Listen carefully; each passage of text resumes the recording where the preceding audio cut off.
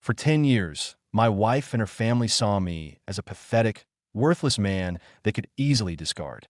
They spent 6 months meticulously planning Operation Divorce Dan to humiliate and evict me on our anniversary. What they didn't know is that for 4 years, I had been preparing for this exact moment. They planned a party to destroy my life.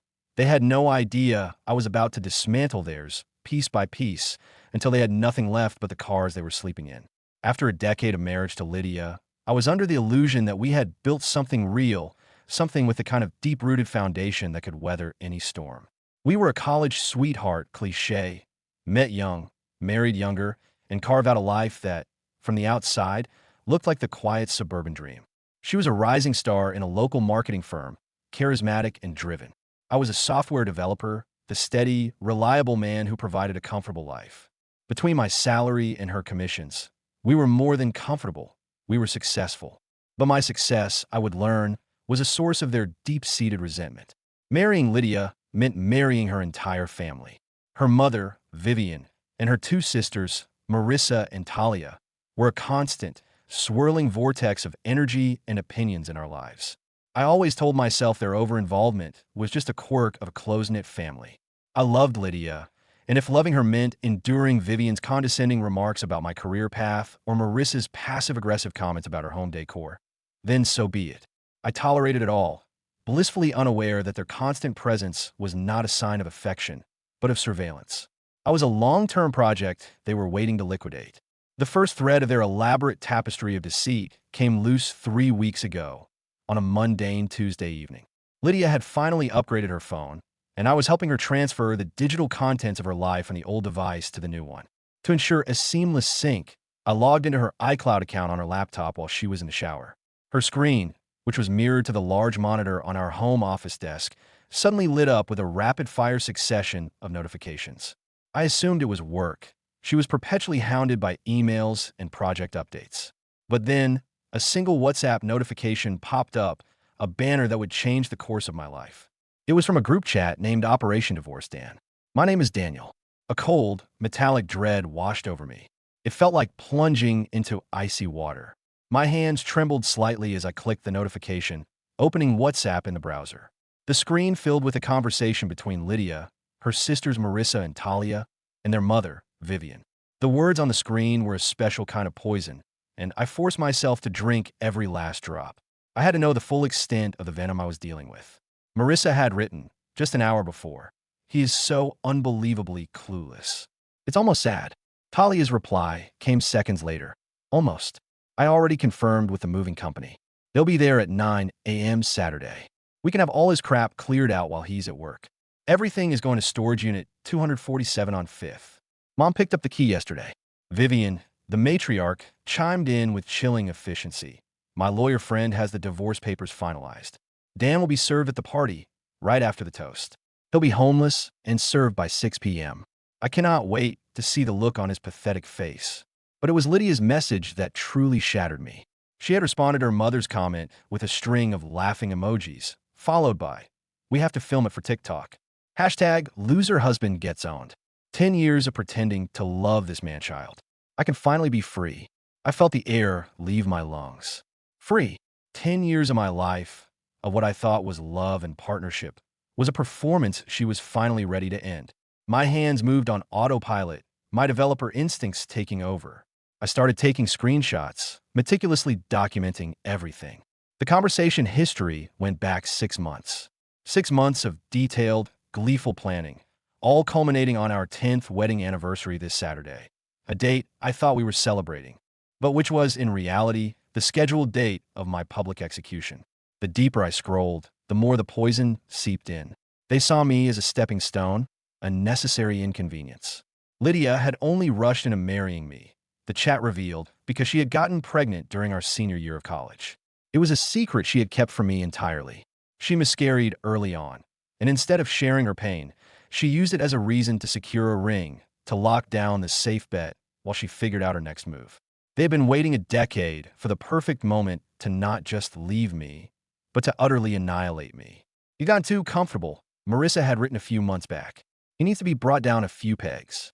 Talia had added, "We need to make sure he loses everything. He needs to remember his place." Their contempt was a living thing, a vicious entity they had nurtured in secret for years. Vivian was the most brutal.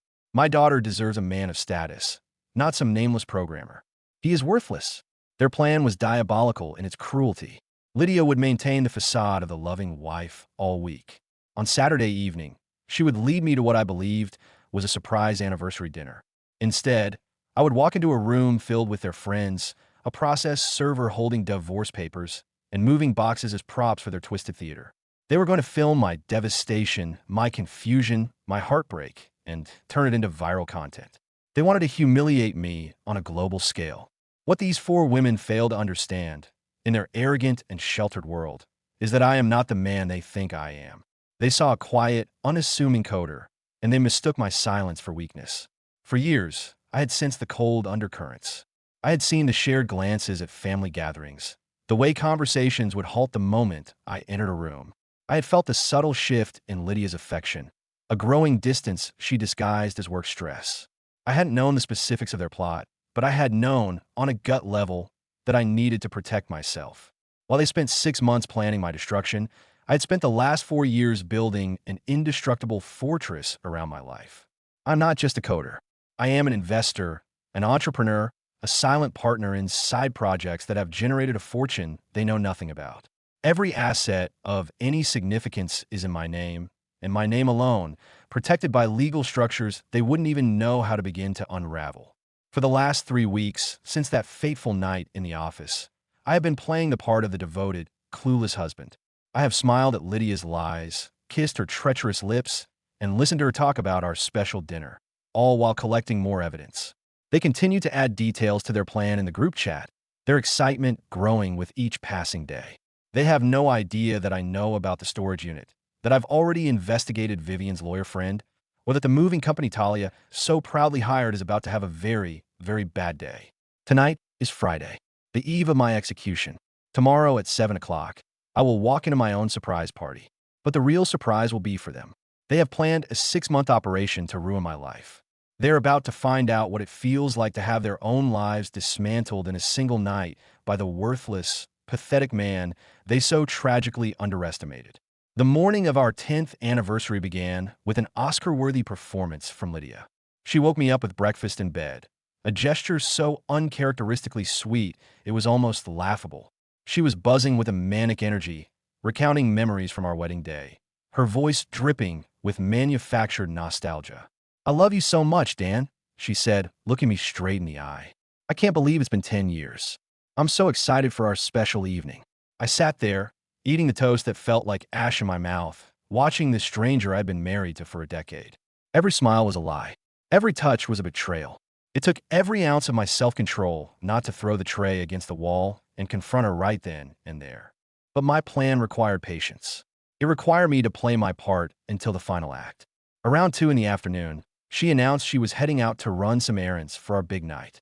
A trip to the florist, a stop at the restaurant to confirm the reservation. It was the opening I had been waiting for.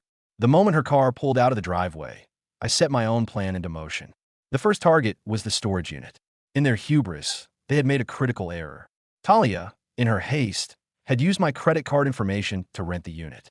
She still had it saved from a time I had helped her with a purchase the previous year, and she foolishly assumed a small monthly charge for a storage unit would go unnoticed.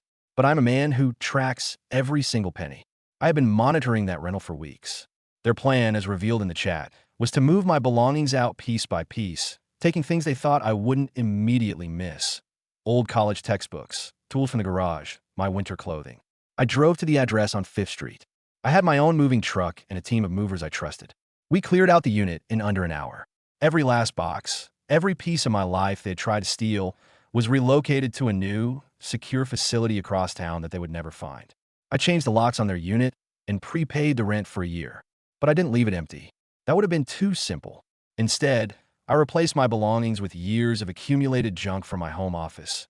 Obsolete computer towers, broken monitors, boxes upon boxes of useless, shredded documents. I made it look like a hasty robbery, where the thieves had taken only the valuable items and left the trash behind. I returned home just before 5. Lydia arrived shortly after, flanked by Marissa and Talia. They were practically vibrating with giddy anticipation, their whispers and giggles filling the house. At 6:30, Vivian made her grand entrance, clutching a manila envelope that I knew contained the divorce papers. At precisely 7 o'clock, Lydia, with a final, treacherous kiss, announced it was time for our anniversary dinner. We drove in my car, a surreal journey filled with her chattering about the surprise she had in store. She directed me to Marissa's house. As we pulled up, I could see the silhouettes of people moving behind the curtains. This was it. I just need to pop in for a second to grab something, she said, her voice a little too high. We walked to the door. She opened it to a room full of their friends. All of them turned to face us. Vivian stepped forward, holding the envelope like a holy relic. Marissa raised her phone, ready to capture the moment for her TikTok audience. And in that moment of their supposed triumph, I spoke the line I had been rehearsing for 3 weeks. Before you start filming, I said, my voice calm and clear, you might want to go check on storage unit 247. The effect was instantaneous. Lydia's face went bone white. Talia physically dropped her phone, which clattered to the floor. Marissa's smug grin faltered, replaced by a look of pure confusion. I didn't give them time to recover. I told them I knew everything. I pulled out my own phone and began to read their messages aloud, my voice echoing in the stunned silence. He is so foolish. Watch this loser get what he deserves. He'll be homeless by 6 p.m. The room exploded. It was a symphony of shrieking and denial. Lydia accused me of violating her privacy, of being a monster for spying on her. Vivian demanded to know how I had infiltrated their sensitive family communications. But they couldn't deny the words. They were their own. The argument devolved into a mudslinging free-for-all. Talia claimed I deserved it, that I was dead weight holding Lydia back from a better life. Marissa called me pathetic, confirming that their family had been waiting a decade for this moment. But it was Vivian who truly revealed the depths of their malice.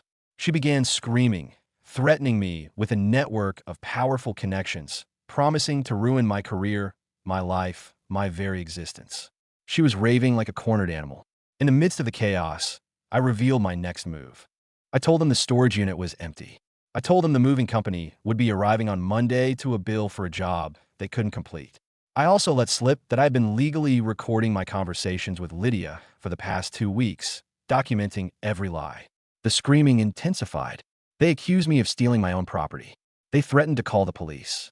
Vivian was practically spitting with rage, promising a level of financial and professional destruction I couldn't possibly imagine. So I called their bluff. I dialed 911 right there in the living room. When the operator answered, I calmly stated that I needed to report a case of identity theft and credit card fraud, and that I had incontrovertible evidence that the perpetrators were in the room with me. They went silent. The threat of actual legal consequences had finally pierced their bubble of arrogance. I hung up before the police were dispatched, but the message had been delivered. I drove home alone, leaving them standing in the ruins of their failed ambush. Lydia returned an hour later, a completely different woman. The rage was gone, replaced by a desperate, cloying sweetness. She apologized profusely, blaming her family, claiming they had pressured her into a plan she never wanted. She loved me, she insisted. We could fix this. We could go to counseling, renew our vows.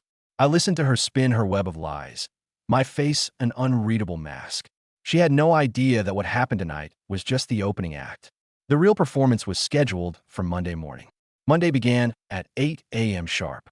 Lydia had already left for work, still clinging to the hope that she could manipulate her way out of this mess.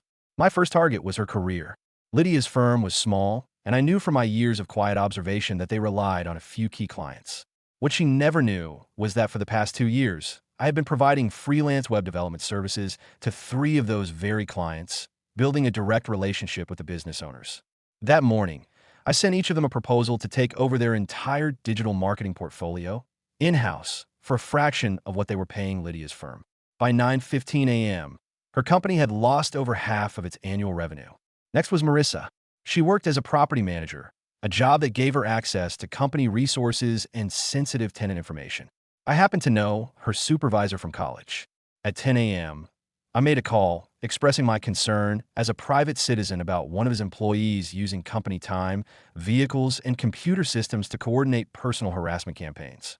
By noon, Marissa was sitting in a formal HR investigation. Talia was the easiest. Her fledgling catering business relied entirely on word of mouth and social media. I spent the afternoon crafting carefully worded, legally airtight reviews and posts in local community groups. I recounted the story of my anniversary party and the unprofessional conduct of a certain caterer who was involved in a plot to ruin the event. I included screenshots of her own messages from the group chat. By Tuesday, her phone was ringing with cancellations. But Vivian was the main event. She had built her entire identity on the myth of her late husband's power and influence. He had owned a small construction company, and she had kept the business license active after his death for tax purposes and social clout.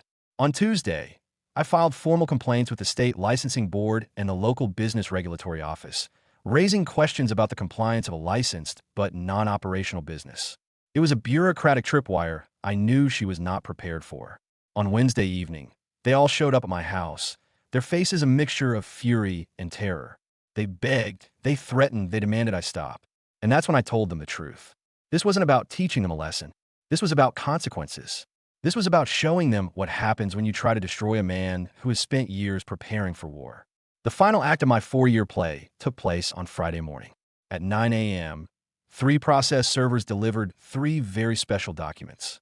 Lydia was served at work in front of her entire office. Marissa was served in the lobby of her apartment building. Talia was served at the dental office where she worked. They were eviction notices. The house Lydia believed we co-owned, it was solely in my name, purchased with money from my private investments. She was a guest, and her invitation had been revoked. Marissa's apartment building, owned by an investment group for whom I had been a valuable contractor. They were more than happy to terminate the lease of a problematic, litigious employee. Talia's rental house. I had been quietly managing the property's website and rent collection for her out-of-state landlords for a year. They were horrified to learn about their tenants' behavior. And Vivian? My regulatory complaints had triggered a full audit of her finances, which in turn triggered a clause in her mortgage. She wasn't being evicted. Her home was facing foreclosure. The weekend that followed was a slow, agonizing descent into rock bottom for them. Lydia, homeless and jobless, discovered that friends and family were suddenly unavailable to help. Marissa was fired and had her application for emergency housing aid denied. Talia's catering business was dead, and she spent Saturday night sleeping in her car. Vivian's mythical network of connections had vanished, leaving her to face the reality of her financial ruin alone. They came to my house one last time on Sunday evening. They were broken. They stood on my porch, a pathetic tableau of desperation, and they begged. They were sorry. They had learned their lesson. They just wanted a chance to put their lives back together. I listened, and then I delivered the monologue I had been writing in my head for 4 years. I told them that their situation was a direct and irreversible consequence of their own actions. I reminded them of their plan to film my suffering for their amusement. The only difference between your plan and mine, I said as I closed the door on their tear-streaked faces, is that mine actually worked. It's been 3 days. I've seen their cars parked in the desolate corners of 24-hour laundromat and grocery store parking lots. They are living in their cars. The voicemails they leave are a chorus of weeping and apologies. For years ago, I promised myself that if they ever came for me, I would not just defend myself, I would dismantle them. They wanted to watch me become homeless while they laughed and filmed. Instead, I am in my home, my business is thriving, and the only thing I hear at night is the satisfying sound of silence.